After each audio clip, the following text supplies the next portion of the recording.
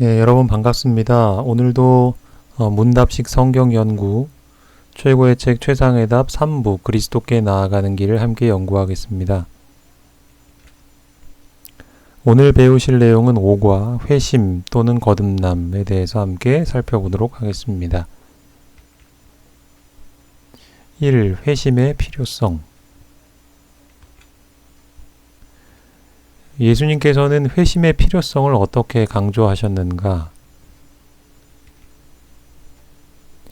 가라사대 진실로 너희에게 이르노니 너희가 돌이켜 어린아이들과 같이 되지 아니하면 결단코 천국에 들어가지 못하리라.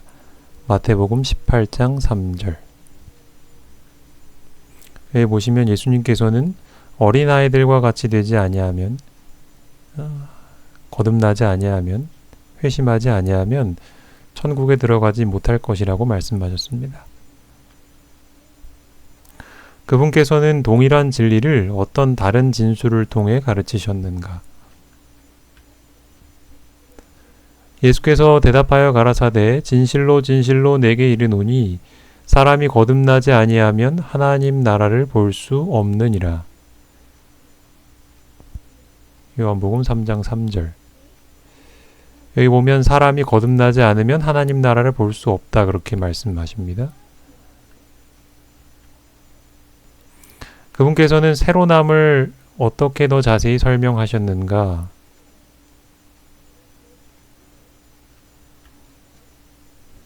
예수께서 대답하시되 진실로 진실로 내게 이르노니 사람이 물과 성령으로 나지 아니하면 하나님 나라에 들어갈 수 없느니라. 요한복음 3장 5절. 새로 태어나는 것, 거듭나는 것은 물과 성령으로 나는 것이다. 그리고 그렇게 될 때에 하나님 나라에 들어갈 수 있다라고 말씀하셨습니다. 그분께서는 그 주제를 어떤 비유로서 예증하셨는가? 바람이 임의로 불매 내가 그 소리를 들어도 어디서 오며 어디로 가는지 알지 못하나니 성령으로 난 사람은 다 이러하니라. 요한복음 3장 8절. 여기 보면 바람의 비유를 하셨는데 바람이 불면 그 소리를 듣고 또 느낄 수 있지만 그것을 볼 수는 없습니다. 하지만 바람이 실제로 부는 것은 맞죠. 마찬가지로 성령으로 변화하는 것도 눈에 보이지는 않지만 느낄 수 있는 그런 분명한 경험이라는 것입니다. 이 새로운 창조의 동인. 사람이 그리스도께 회심할 때 어떤 일이 일어나는가? 그런즉 누구든지 그리스도 안에 있으면 새로운 피조물이라. 이전 것은 지나갔으니 보라 새 것이 되었도다. 고린도 후서 5장 17절.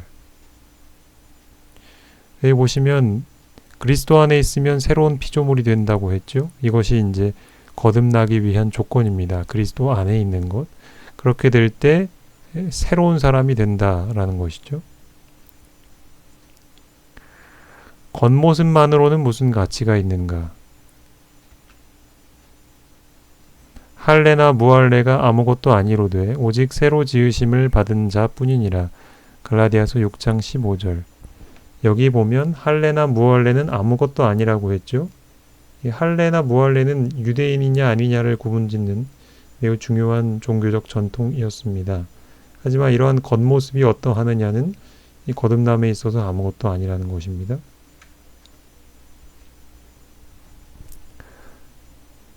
본래의 창조는 무엇을 통해 이루어졌는가? 여호와의 말씀으로 하늘이 지음이 되었으며 그 만상이 그 입 기운으로 이루었도다. 시편 33편 6절. 여기 거듭남이 무엇으로 가능한지가 나오는데 그 능력이 여호와의 말씀으로 하늘이 지음이 되었다라고 했죠. 이것은 창조의 능력이 하나님의 말씀에서 나왔다는 것을 가리킵니다. 이 거듭남과 회심의 능력도 마찬가지입니다. 하나님의 말씀이 사람을 다시 태어나게 할 수 있습니다. 회개는 어떤 수단을 통해 이루어지는가?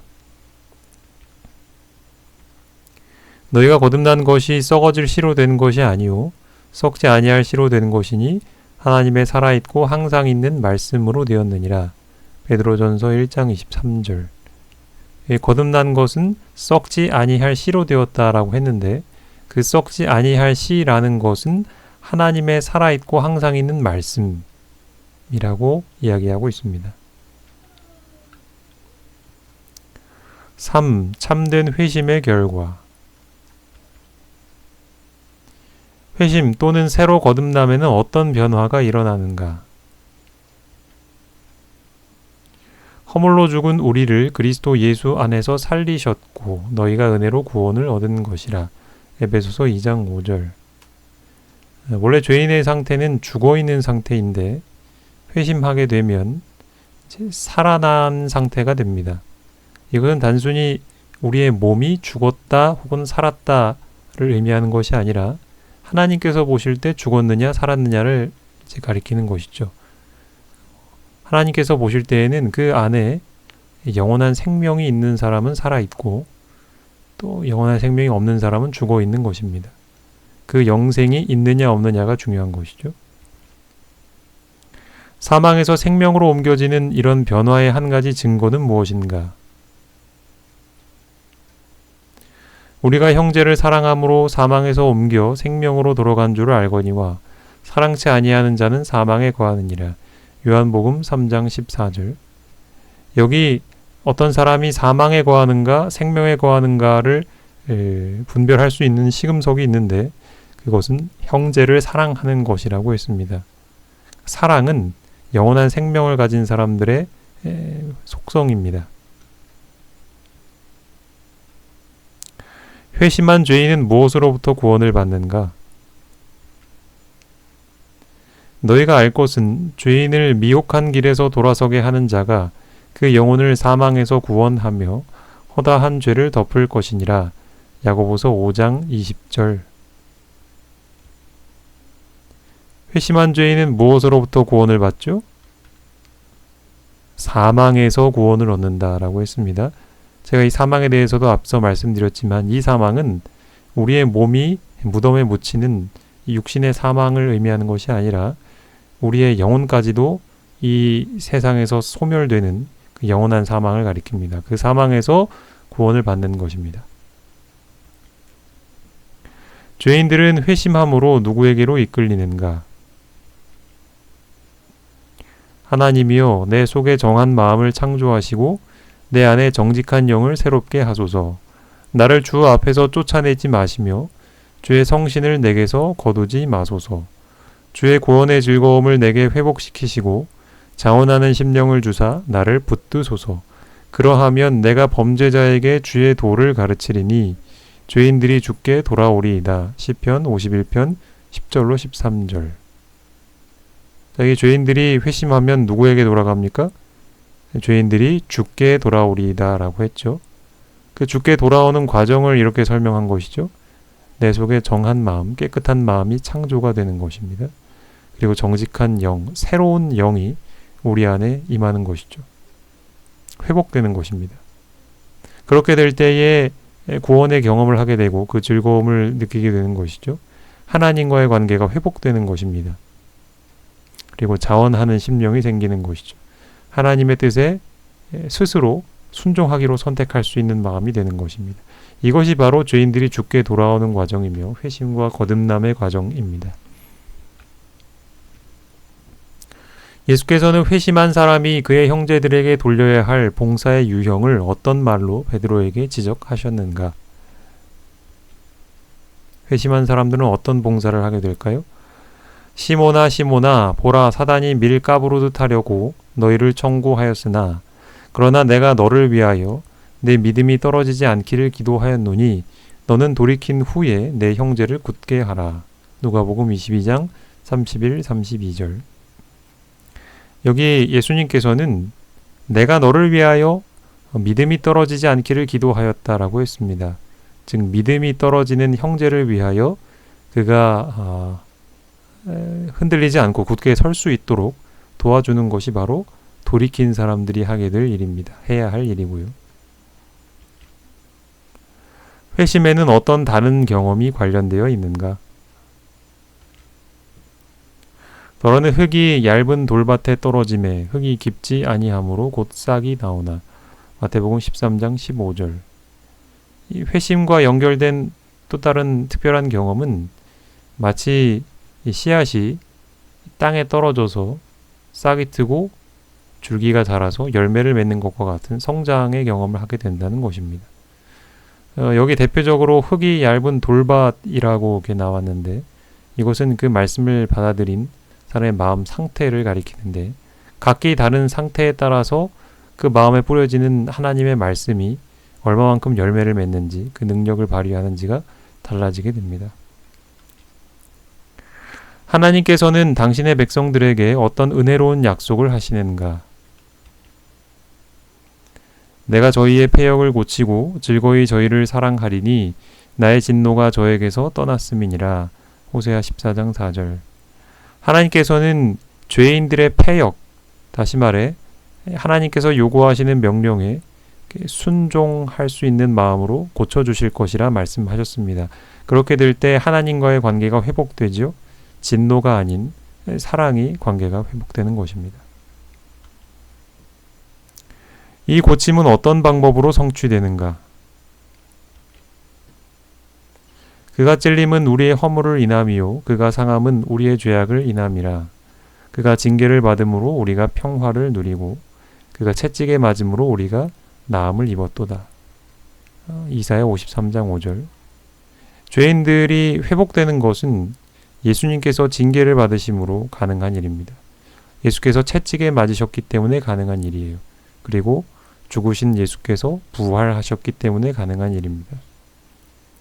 그것이 이 하나님께 거역하는 하나님과 불화의 관계에 있는 죄인들을 회복시킬 수 있는 그런 비결입니다. 사람이 하나님께로서 낫다는 증거는 무엇인가? 사람이 새롭게 된 증거, 그의 의로우신 줄을 알면 너희가 의를 행하는 자마다 그에게서 난 줄을 알리라. 요한일서 2장 29절. 의를 행하는 자, 그 사람이 이제 하나님에게서 난, 다시 말해 거듭난 사람인 것을 알려주는 징표라는 것입니다. 물론 의를 행하기 위해서는 의가 무엇인지를 알아야 하겠고 또 그 의이신 하나님, 의로우신 하나님을 또 알아야겠죠. 그렇게 될 때 우리는 거듭난 것을 증명할 수 있는 것입니다. 사랑하는 자들아 우리가 서로 사랑하자. 여기에 그 하나님의 의의 실체가 나와 있는데 그것은 사랑입니다. 사랑은 하나님께 속하는 것이니 사랑하는 자마다 하나님께로 나서 하나님을 알고. 요한일서 4장 7절. 그러니까 이제 회심하고 거듭난 사람은 이제 의를 행하는 사람인데 그 의는 하나님께 속하는 것이에요. 그 하나님께 속한 의의 실체는 바로 사랑입니다.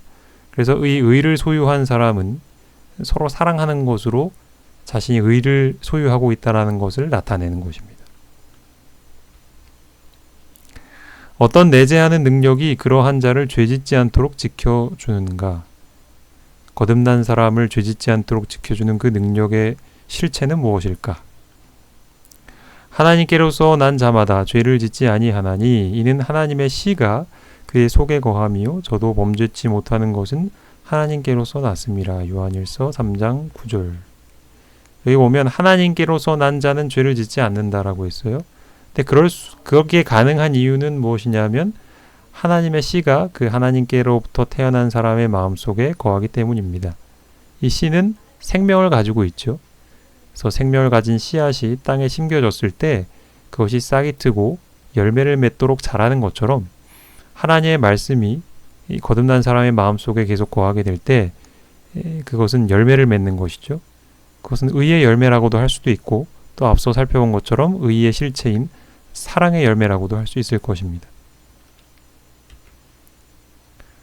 대저 하나님께로서 난 자마다 세상을 이기느니라. 세상을 이긴 이김은 이것이니 우리의 믿음이니라. 요한일서 5장 4절. 제 하나님께로서 난 자, 다시 말해 거듭난 사람은 세상을 이기는데 그 이김의 비결은 우리의 믿음이라고 했습니다. 그러니까 그 믿음이 우리에게 있을 때에 바로 하나님께로서 난 거듭난 사람이 승리할 수 있는, 죄에 넘어지지 않을 수 있는 힘을 얻게 된다는 것이죠. 성령으로 난 자들은 어떤 경험을 하는가?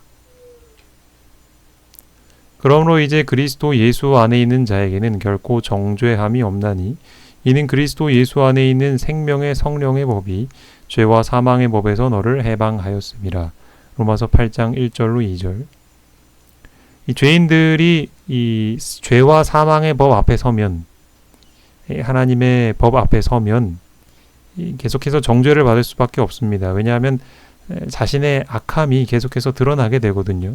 하나님의 명령과 계명 앞에 서면. 그런데 그 법 앞에 자신을 들여다봐도 정죄를 받지 않을 수 있는 비결이 있는데 그게 바로 그리스도 예수 안에 있으면 가능한 것입니다. 우리가 앞서 살펴본 말씀들을 통해 볼 때 그리스도 안에 있다라는 것은 뭐냐면 하나님께로서 난 것, 거듭난 것, 회심한 것을 가리키는 것이죠. 그렇게 될 때 생명의 성령의 법, 그러니까 새로운 법이 그 앞에 있기 때문에 더 이상 예전에 나를 정죄하던 그 하나님의 법이 더 이상 나를 정죄하지 않는 것입니다. 그러니까 죄책감과 절망 가운데서 우리가 괴로워할 필요가 없게 되는 것이죠. 4. 예수님을 믿고 바라봄. 예수님을 믿는 모든 사람들의 실제는 무엇인가? 예수께서 그리스도이심을 믿는 자마다 하나님께로서 난 자니 또한 내신 이를 사랑하는 자마다 그에게 난 자를 사랑하느니라. 여기 성경절에 좀 오타가 있는 것 같아서 제가 성경을 펴서 좀 확인하겠습니다. 요한일서 5장 1절을.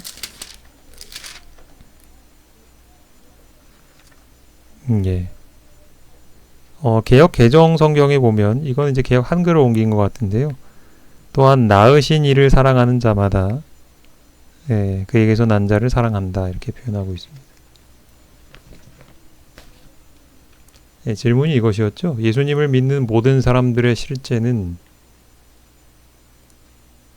바로 예수께서 그리스도이심을 믿는 자라는 것이죠. 다시 말해 이제 예수님께서 그리스도로서 우리를 위해 죽으시고 다시 살아나신 것을 믿을 때 이제 하나님께로서 난 자, 거듭난 자가 될 수 있다는 것이죠. 예수님을 바라봄으로 어떤 변화가 이루어지는가? 우리가 다 수건을 벗은 얼굴로 거울을 보는 것 같이 주의 영광을 보매 저와 같은 형상으로 화하여 영광으로 영광에 이르니 곧 주의 영으로 말미암음이니라. 고린도후서 3장 18절. 성령으로 거듭나게 되면 결국 우리가 경험하게 될 궁극적인 결과는 이제 주의 영광을 보는 것입니다. 주의 영광을. 심지어 모세 같은 의로운 사람도 하나님의 등을 보았을 뿐인데 이제는 얼굴을 거울로 보는 것 같이 그렇게 영광을 마주할 수 있는 존재가 되는 거예요. 저와 같은 형상으로 변화된다고 했죠. 하나님의 형상으로 변화되어서 하나님의 영광을 마주하고도 살아남을 수 있는 그러한 존재로 바뀌게 되는 것이죠.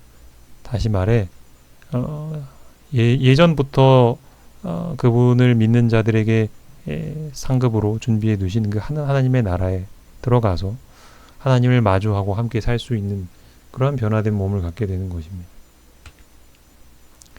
이제 이렇게 우리가 문답식 성경 연구를 마치고요.